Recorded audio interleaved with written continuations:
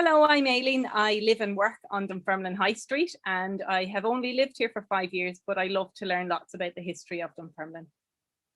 Hi, my name's Tomm Campbell. I'm an actor and presenter. I've lived in Dunfermline my entire life and do some of the old Dunfermline DVDs you may have seen. Hi, my name's Lisa and I've lived in Dunfermline all my life and I couldn't wait to be part of this project. It's like being at the cinema and you're waiting for it to start. Zoom in on Dunfermline. And it zooms in. Yeah. You can't beat that. It does exactly what it says on the tin.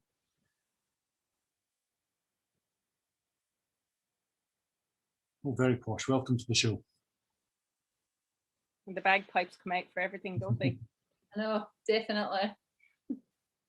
Well, that's Scotland for you. Okay, so we've got a steam train coming out of Edinburgh somewhere, and I'm going to assume we're heading north to Dunfermline. As they should be. Oh, this reminds me of like the very first day I drove into Dunfermline, and that's what it looked like to me.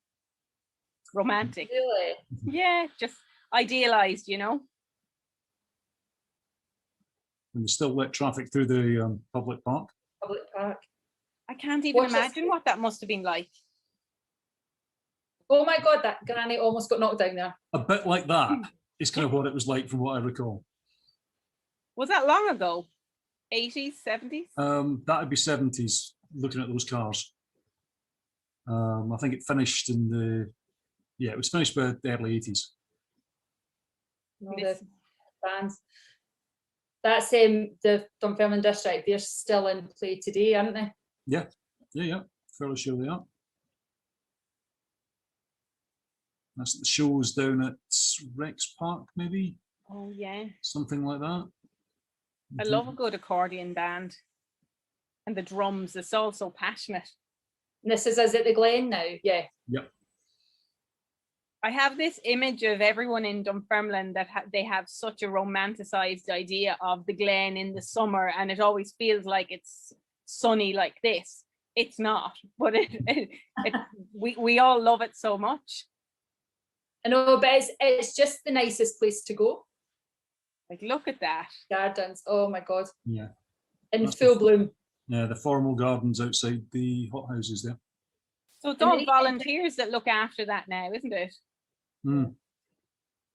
But even down there at the ruins, it looks amazing. Yeah, you don't get that view of the ruins anymore because the trees have all grown up. That's very true, because I wouldn't have seen it like that. Where's this, Tom? Is this Well, the top of Euro. Yeah. So. And then that's Guildhall Street, isn't it? Oh, I recognise that. Yeah. To the old bus station, the old lower station, down there behind the Abbey. So where I conveniently park my car now. Yeah. Me too. And a view along to the city chambers. Oh, that's Bruce Street, isn't it? And the fire station that's now the creative hub now, isn't it? The art centre, yeah. Art centre, yeah. But that was the old bus station, and you used to be able to go to Stan's Chippy to get the best bag of chips ever. And that's in the middle of the Glen, isn't it, too? They were. The paddling pools moving away with now. This is hilarious. Look at those kids on all of, like, I would never let my child up there. Look at that. It's just terrifying. And you think, oh, little girl's coming to help her. No, she's not. No, she's not. Look at the gigantic swimwear on them as well, up to their armpits. You also have those trunks with the pocket in them. So 1967, this. Just look at the thoroughfare though. Look at how many people are in it. Absolutely crammed. I know. Yeah. It's entirely possible I am a baby in a pram at this. A very, very young baby in a pram. It would have been so cool if we actually had that. Like, that would have been really cool, Tom. I played in a marching band when I was a kid, and we would have done all of these kind of marching festivals in Ireland, and then obviously St. Patrick's Day being a big one for us. But you're so proud when you're in your uniform like that there. You're so proud to be part of this parade, and so they would have all been, so kind of shoulders back and ready to do their best. It's so nice. But it's such a community event though. I mean, Mm. every school gets involved, every primary school, all the kids just look amazing every year. Well, now a lot of people come into the shop to make things for costumes and things for the gala, and it's and they, you know, they put so much importance on it. Oh yeah, we're so lucky to still have this as an annual event. Lots of other areas and towns and cities don't have it anymore. Mm-hmm. It used to get high schools used to be involved as well. I don't know if they're still there. All right. 67. But not just the youngsters. And look, everyone's like, look at them, shirt and ties and everything. Oh yeah, all dead posh. So this is after the parade down into the Glen, and you go for the games. But the most important part of it for most of the kids was you got your lunchbox. I think it possibly still is the most important part. So usually it's Stevens the Bakers or somebody like that, or the Co-op maybe. And you get your lunchbox, and for the period that I was going, you'd get your 1/3 of a pint of warm milk. Oh, delicious. It wasn't actually supposed to be warm, but it's been sitting out in the sun. Delicious. You say out in the sun, but look at all, everyone's like decked out to the nines, and they've all got their kind of Sunday best on. Look, hats and everything. I know. But it must be in the height of summer because the kids are all wearing dresses and shorts. Yeah, but people still wore, I mean, you've got gentlemen in hats and ladies in overcoats and their Sunday hats and all this kind of stuff. So it's all, you've got to get dressed up to go. It's that kind of period when people used to get dressed up to travel. Kids admiring the musical instruments and everything. Yeah, well, the things that make noises. Well, any big drum. Can I have a go on that, mister? And I've been to protests and things in the park, in the Glen, in that kind of area there, and it's kind of, I suppose that in front of the pavilions has seen a lot over the years. Yeah. There's pipe bands there from, because there's pipe band competitions there. There's pipe bands there. Right. All over the world. It'll have seen all sorts. If it could tell a story, that patch of grass. I know, and then obviously the bandstand was used at the back as well all the time. So you know, literally because of the pipe band kind of tradition with America and Canada, there's also visiting bands from there. State universities would send their bands and so on. Just absolutely amazing. Huge numbers. And when you see pictures of the crowds that are there, that was also one of the fun things, was picking up the bundle of streamers at the end of the day. Yeah. Because you didn't necessarily get your own streamer, so you nicked as many as you could get your hands on. Love it. Or the Rockery Garden. There's volunteers help out to keep that the way it is now. Right, so we're now off along, this is outside Carnegie Hall. So this is on Eastport, just heading towards the roundabout. And this is a civic week parade. Would the roundabout have been there at that point though? Yes, but it was much smaller. Right. Much smaller. It was always called Simpler Gardens roundabout when it came in. It came in very late 60s, early, actually no, maybe 71 it might have come in. So they've got floats in this parade though. Look, rather than just bands and gatherings of civic week always. This is the civic pride though. This is the civic one, isn't it?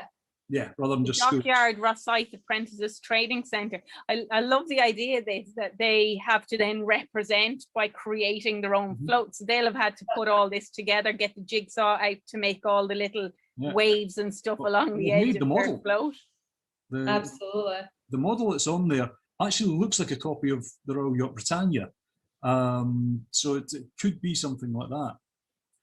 I love this one. Chuffy the train. He looks like he's struggling. Well, it's probably somebody's Land Rover. The street is quite wide there, if that's that upper part of Eastport.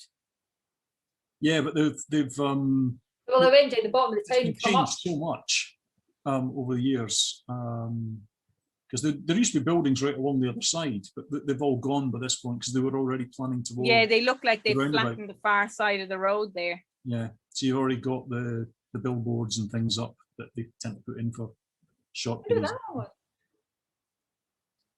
So bring your coppers to the copper. Yeah. Oh, right. That's good though. It's help, collecting for the youth. Oh, look at these ladies on the back of that float. You wouldn't see that nowadays, would you? Nope. The look mortified. And I'm assuming this is something to do with the Commonwealth, because we're all dressed up in manners that we wouldn't be able to dress up in now. No, Yeah, no. definitely. Not at all. I've got to say, I love the guy on the skis. It's the hardest working man in showbiz. Tell you what, his knees will be done in after that day. I know. It's the fact it's the jump round. There you go, Commonwealth Queens. That's maybe what they're. Yeah, 1970. So yeah, this possibly is just before the roundabout everything went in. Now going by the shoulder pads, we're late 80s or early 90s. Well, now this is interesting to me because rejects there, I've never seen photographs with rejects in, but people that come in and out of my haberdashery shop, they often talk about it and how wonderful it was, but I've obviously never been in there or seen it. Mm-hmm. No, it was where Seven Kings is now. Yeah. It's huge. It was a rabbit warren. It was like It was a day out. You could, because they had a cafe in there at one point, didn't they? And various, but you could wander about for ages and never see the same thing twice. Sounds a bit like the Co-op. People have talked like that about the Co-op as well. Oh yeah, yeah. And I've never clapped eyes on those buildings. Well, I know where Seven Kings is now, but the Co-op is completely gone. Yeah, but the Co-op was because it was so many buildings stitched together. So every time you went from one department to another, you change level. So you're up 2 steps, down 3, round the corner, down a ramp, up. Oh, it was unbelievable. It was great fun. You could wander about in there forever. I think this is one of the jazz festivals or street festivals. So it's all around the Louise Carnegie Gates at the bottom of the. Yeah. But likewise, you can still see all the businesses getting involved and putting stuff up, the flyers up. Yeah, they've all decorated the front. Yeah. Oh, there's a banner down there. I can't see what it says. There's open day. There's an open day. Oh, there's an open day. Well done. Well read. I couldn't read that. I squinted really hard. I didn't realise they did that actually back then at the city chambers. Used to get. I wonder is this person protesting at something? Used to get in. The police station would let you in. You could get in the sheriff court and all kinds of places. It was great. Yeah.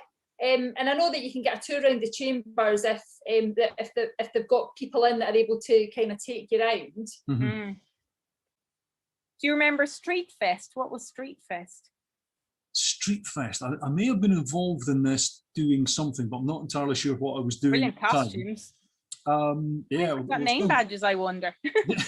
Yeah, why have the ladies in costume got name badges on? Now the chap in the big kilt there was called Big Rory.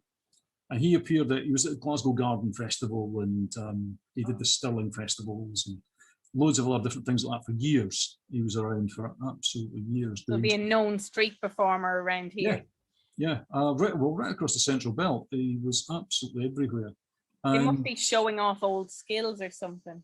It's because they did all the the spoon turners and all it looked quite medieval. So jugglers and so on, all that kind of stuff. Old job centre, of course, before it becomes a pub, and after it had been a pub because it was Shenanigans. That was it.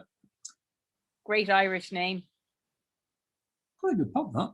Quite good fun because there was a wine bar downstairs. Yeah, like where the sales were. And no, the wine bar was just before where the sales were, because then where the sales were was the King's Court shopping centre.